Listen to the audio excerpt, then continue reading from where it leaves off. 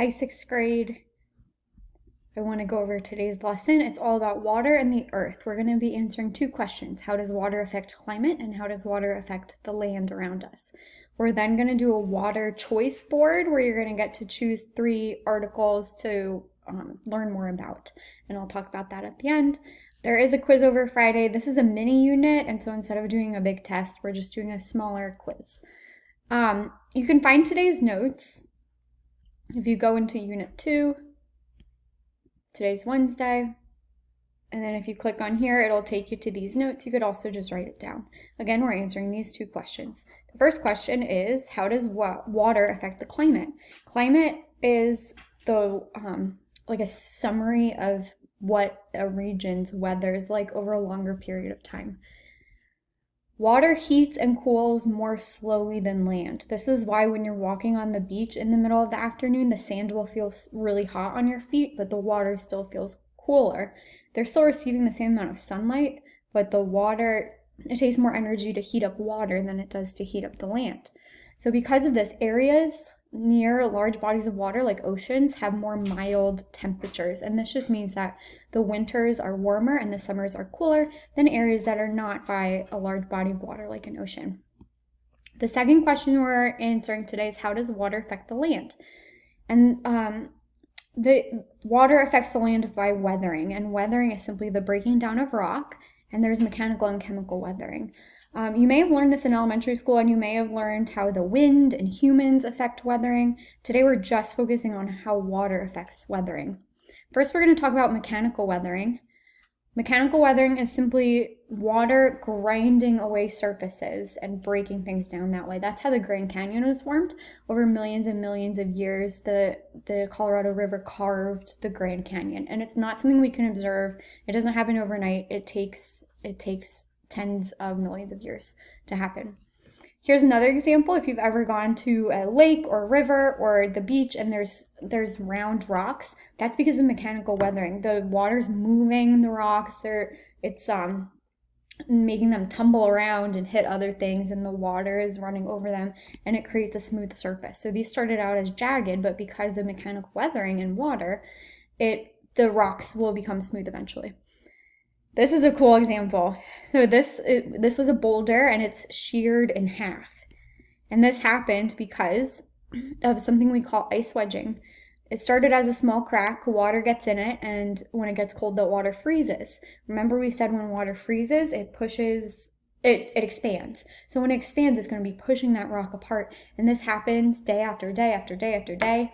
And eventually, years later, the wedge will expand so much that it actually cracks in half. That is called ice wedging.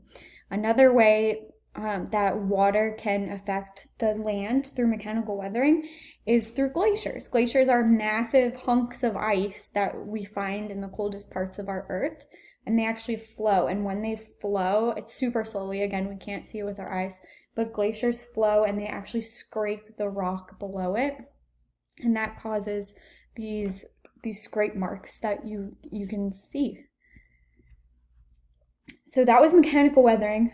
Water also contributes to chemical weathering. Chemical weathering is whenever chemicals react and break down rock or build up rock as well. So water dissolves minerals in rocks. We call water a universal solvent. This just means that it can dissolve at more substances than any other liquid.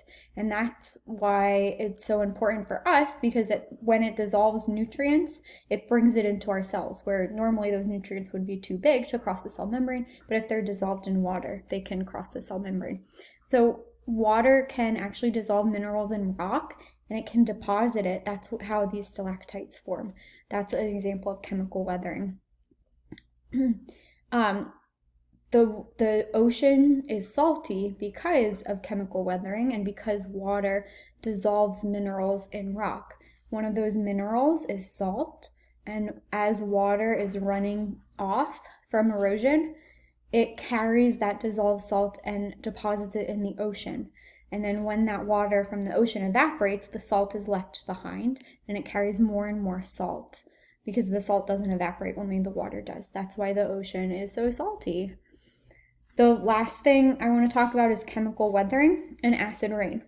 When we burn fossil fuels in cars or in factories, humans are releasing gases, and those gases can actually dissolve into the rain, into the water that's condensed in clouds.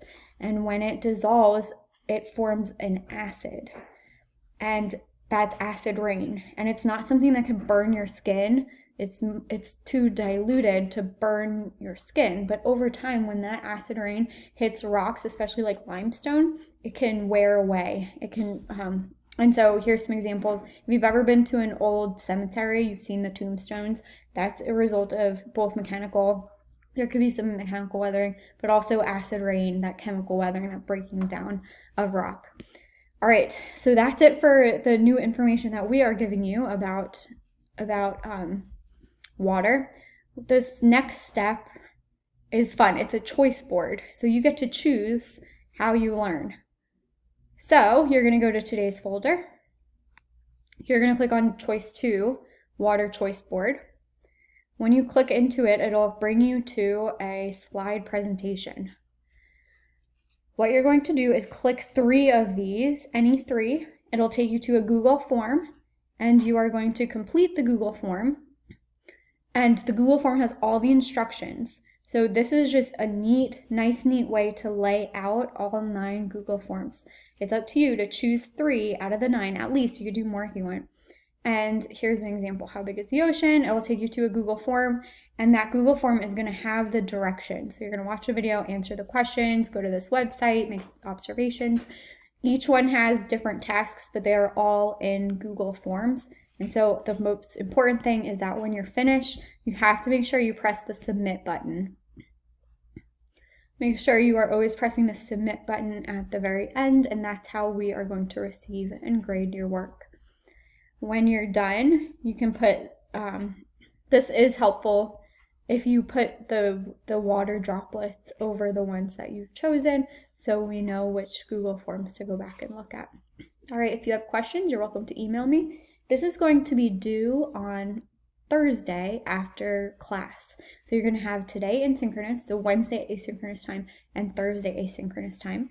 Thursday, we're also going to review for the quiz that we have on Friday. And then Friday, we're going to wrap up this unit, take the quiz, and be done for the week. Okay, so email me if you have any questions, and I'll talk to you soon. Bye.